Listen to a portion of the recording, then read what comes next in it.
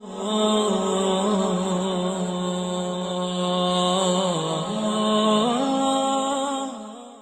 سے گزارش ہے کہ حدیثوں کو مکمل سنیے گا، کیونکہ یہ نیک کام آپ کے ساتھ آپ کی قبر میں جائے گا۔ ہم 2 یا 3 گھنٹے کی مووی دیکھ سکتے ہیں، کیا ہم صرف 10 منٹ اپنے اللہ اور نبی صلی اللہ علیہ وسلم کو نہیں دے سکتے؟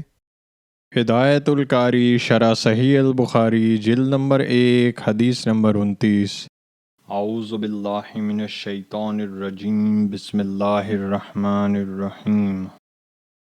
حضرت ابن عباس رضی اللہ تعالیٰ عنہ سے روایت ہے، انہوں نے کہا، نبی اکرم صلی اللہ علیہ وسلم نے فرمایا، میں نے دوزخ دیکھی تو وہاں اکثر عورتیں تھیں کیونکہ وہ کفر کرتی ہیں۔ لوگوں نے کہا، کیا وہ اللہ کے ساتھ کفر کرتی ہیں؟ آپ نے فرمایا، نہیں، بلکہ وہ اپنے خاوند کا کفر کرتی ہیں، یعنی ناشکری کرتی ہیں اور احسان فراموش ہیں۔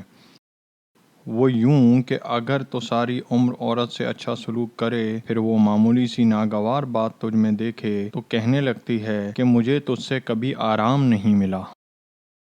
ہدایت القاری شرح صحیح البخاری جلد نمبر 1 حدیث نمبر 30۔ اعوذ باللہ من الشیطان الرجیم، بسم اللہ الرحمن الرحیم۔ حضرت معرور رحمۃ اللہ بیان کرتے ہیں، میں روضہ میں حضرت ابو ذر غفاری رضی اللہ تعالیٰ عنہ سے ملا، دیکھا تو انہوں نے اور ان کے غلام نے ایک جیسا جوڑا زیب تن کیا ہوا ہے۔ میں نے ان سے اس کی بابت پوچھا تو انہوں نے فرمایا، میں نے ایک شخص کو بائیں طور گالی دی کہ اسے ماں کی آر دلائی۔ نبی اکرم صلی اللہ علیہ وسلم نے یہ سن کر فرمایا، تو نے اسے اس کی ماں سے آر دلائی ہے، ابھی تک تجھ میں جاہلیت کا اثر باقی ہے۔ تمہارے غلام تمہارے بھائی ہیں، انہیں اللہ تعالیٰ نے تمہارے تصرف میں رکھا ہے، چنانچہ جس شخص کا بھائی اس کے قبضے میں ہو، اسے چاہیے کہ اسے وہی کھلائے جو خود کھاتا ہے، اور اسے وہی لباس پہنائے جو وہ خود پہنتا ہے، اور ان سے وہ کام نہ لو جو ان کی طاقت سے زیادہ ہو، اور اگر ایسے کام کی انہیں زحمت دو تو خود بھی ان کا ہاتھ بٹاؤ۔ ہدایت القاری شرح صحیح البخاری جلد نمبر 1 حدیث نمبر 31۔ اعوذ باللہ من الشیطان الرجیم، بسم اللہ الرحمن الرحیم۔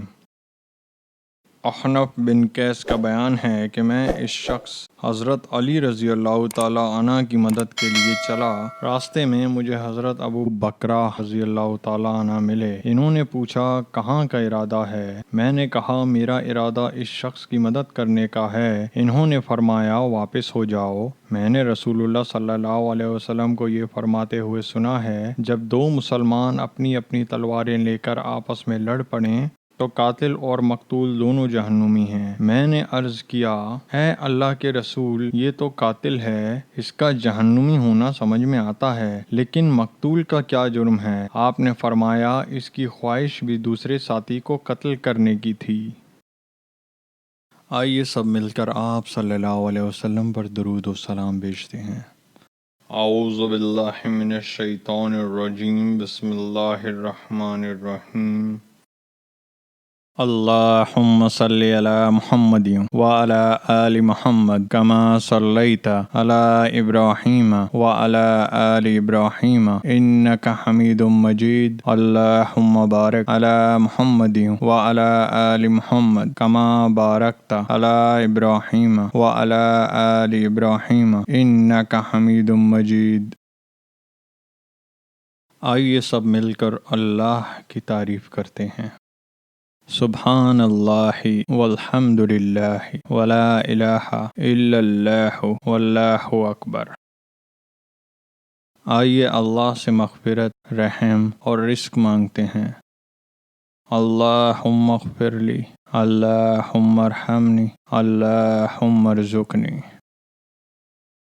جب آپ کہتے ہیں اللہم اغفر لی، اللہ تعالیٰ فرماتے ہیں، میں نے تمہاری مغفرت کی۔ جب آپ کہتے ہیں اللہم ارحمنی، تو اللہ تعالیٰ فرماتے ہیں، میں نے تم پر رحم کیا۔ جب آپ کہتے ہیں اللہم ارزقنی، تو اللہ تعالیٰ فرماتے ہیں، میں نے تمہیں رزق دینے کا فیصلہ کیا۔